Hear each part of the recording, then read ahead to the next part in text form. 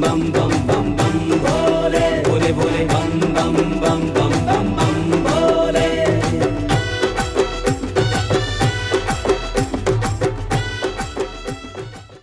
ओम नमः शिवाय।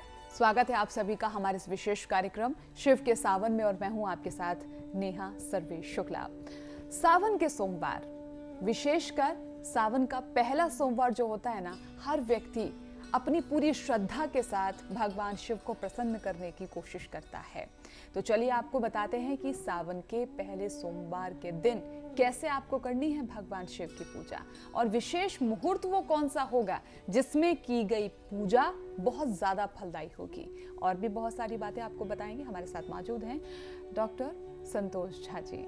नमस्कार आचार्य जी। नमस्कार। हर हर महादेव। नमस्कार। हर हर महादेव। आचार्य जी, ये बताइए मुझे, सावन का पहला जो सोमवार होता है, अगर हम विशेष सुबह से ही अगर हम बात करें, दैनिक क्रिया क्या होनी चाहिए, सबसे पहले क्या करना चाहिए, उठते वक्त भी क्या कुछ बातों का ध्यान रखना है, और विधि क्या होगी, और मुहूर्त के बारे में उससे पहले मुझे बताइए। जी, तो बहुत सुंदर आपने प्रश्न किया। तो श्रावण इस बार है क्या, तो श्रावण पहले समझना पड़ेगा, क्योंकि इस बार का श्रावण विशेष है। विशेष इसलिए है क्योंकि श्रावण के साथ साथ इस बार दो श्रावण है, एक अधिक मास भी जुड़ा हुआ है। तो सबसे पहले तो आप इन बातों को आप समझ लीजिए कि श्रावण क्या है और अधिक मास क्या है। ठीक है, तो इसको जानने के लिए आपको थोड़ा सा ध्यान एकाग्रता करना पड़ेगा।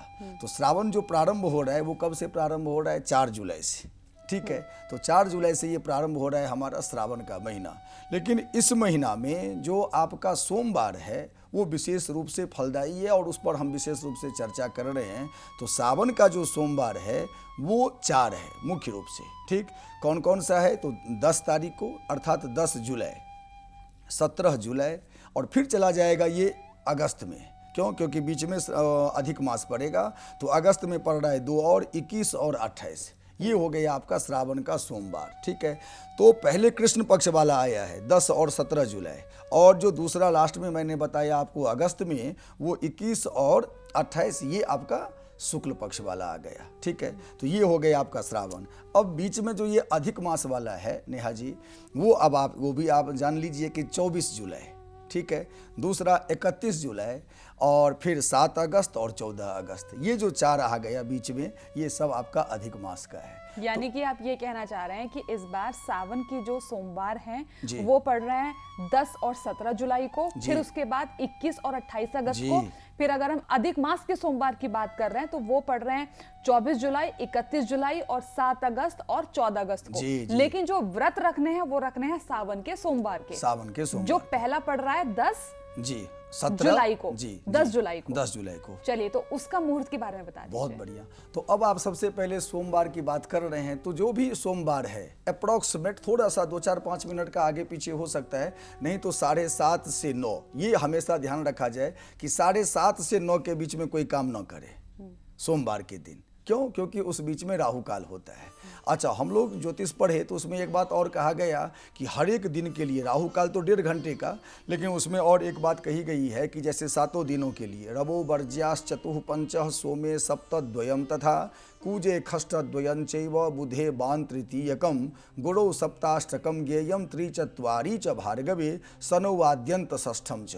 अर्थात ये जो मैंने संस्कृत में तो बोल दिया, लेकिन इसका अर्थ तो पता होना चाहिए। तो यहाँ पर मैं आपको बताऊं कि सोमवार की चर्चा हो रही है, तो मैं सोमवार का ही दिन के बारे में कि सोमे सप्तद्वयम तथा 7वां और दूसरा। तो दूसरा अप्रॉक्सीमेट वही है जो प्रातःकाल 7:30 से 9 के बीच में अधपहरा रहेगा, राहु काल रहेगा। उसमें ना करें पूजा पाठ, उसमें ना कोई यात्रा करे, ना कोई शुभ कार्य करे, ना कहीं किसी प्रकार का विशेष कार्य न करे, क्योंकि राहु काल में किया गया कार्य अच्छा नहीं माना गया है।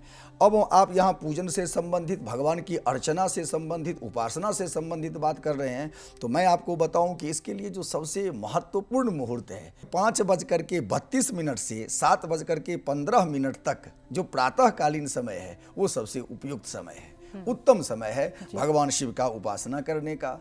मध्याह्न काल में भी आप कर सकते हैं, और संध्या काल में अगर आप करते हैं तो संध्या काल में मैं आपको बताऊं 7:21 से 8:37 तक का जो समय है ये भी बड़ा ही उपयुक्त समय। शाम को 7:21 से 8:37। यानी कि प्रदोष काल तो खत्म हो जाएगा तब लगभग तक? देखिए मैंने चौघड़िया का समय लिया है जो कि उपयुक्त समय बताया गया है, अप्रोक्सीमेट वही पकड़ लेता है। तो ये भी समय बड़ा ही उत्तम समय है। अगर किसी विशेष संकल्प के साथ, किसी विशेष उद्देश्य के साथ अगर आप कुछ करना चाहते हैं, उनको प्रसन्न करना चाहते हैं, चाहे वो आपके पारिवारिक सुख हो या राजकीय सुख हो, ठीक है, स्वास्थ्य से संबंधित हो, विद्या से संबंधित हो। मैं एक बात और बताऊं आपको कि विद्या से संबंधित जो बात है ना, वो सबसे महत्वपूर्ण है भगवान शिव का पूजन। अर्थात सब प्रकार के सर्वविध विद्या जो है वो भगवान शिव के ही पास है।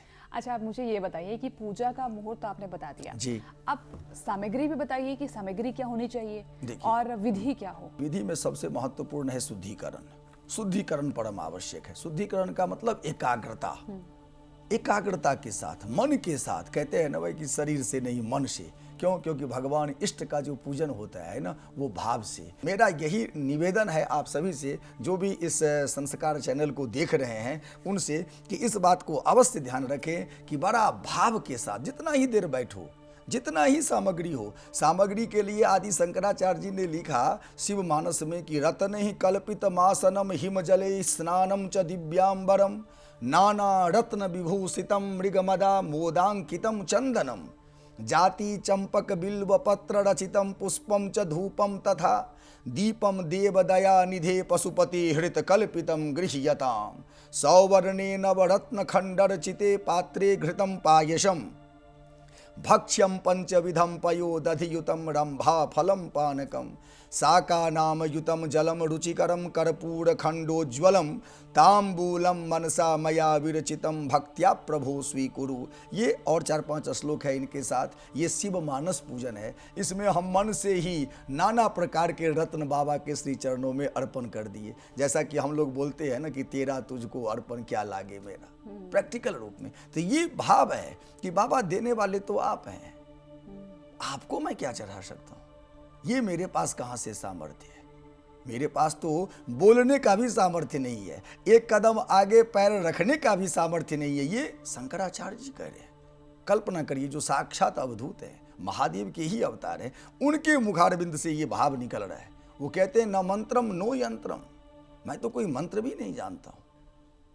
तो वो क्या जानते हैं? भाव। आपके अंतःकरण का भाव क्या है? तो इसलिए सूक्ष्म से सूक्ष्म में अगर ना कुछ हो तो जल ही चढ़ाओ, लेकिन जरूर चढ़ाओ। अगर विशेष हो तो दूध से, दही से, घी से, शहद से, शक्कर से बाबा का खूब बढ़िया से अभिषेक करिए। इसमें जो भगवान ने सामर्थ्य दिया है, सामर्थ्य के अनुसार अवश्य पूजन पाठ यज्ञ करना चाहिए। कोई विशेष मंत्र? जी, विशेष मंत्र तो बहुत अच्छा। विशेष मंत्र तो भगवान शिव के सबसे प्रिय महामृत्युंजय मंत्र है। इस श्रावण महीना में सोमवार के दिन प्रातः काल या सुंदर शुभ मुहूर्त में अगर वो मंत्रों का पाठ किया जाए महामृत्युंजय का, तो अत्यंत फलदायी है। अच्छा, शाम की जो पूजा आपने बताई है, तो जो विधि हम ये सुबह रख रहे हैं वो हम शाम को भी रखें? शाम को भी रख सकते हैं जी। अगर कोई व्यस्त है, कहीं जाना आना हो, देखिए हमारे शास्त्रों में ऐसा नहीं कहा गया। आप सब काम करते रहिए, क्योंकि जो भी आप कर रहे, वही लिखे हैं बाबा शंकराचार्य जी, जो भी आप कर रहे हैं ना, सब उन्हीं का पूजा हो रहा है, सब उन्हीं का तपस्या हो रहा है। अब गौर करिए, इससे अच्छा धर्म और क्या हो सकता है? फिर भी अगर हम नहीं कर पाते, एक घड़ी याद हो घड़ी, जितना प्रैक्टिकल। चलिए, मतलब कुल मिलाकर आप जब भी बाबा के सामने हो तो समर्पण भाव से हो। ये है बहुत बढ़िया नेहा जी, आपका वहां पर हृदय से, श्रद्धा से, निष्ठा से, भाव से होना बहुत जरूरी है। क्योंकि तभी तो कहते हैं कि ईश्वर तो बस भाव के भूखे हैं, उन्हें नहीं चाहिए। जिसने आपको बनाया है, जिसने आपको सब कुछ दे दिया, वो आपसे क्या लेगा? पूरी श्रद्धा, पूरे भाव से। खैर, हम उम्मीद करेंगे कि ये सावन के सोमवार आपके जीवन में वो सब खुशियां लेकर आए जो आप अपने मन में सोच के बैठे हैं। बाबा शिव आपकी हर कामना को पूरी करें। आज के लिए बस इतना ही, लेकिन अगले सावन के सोमवार में आपको क्या विधान रखना है, एपिसोड जरूर देखिएगा। शुक्रिया आपका जी। नमस्कार नमस्कार। हर हर महादेव, हर हर महादेव। बम बम बम बम बम बम।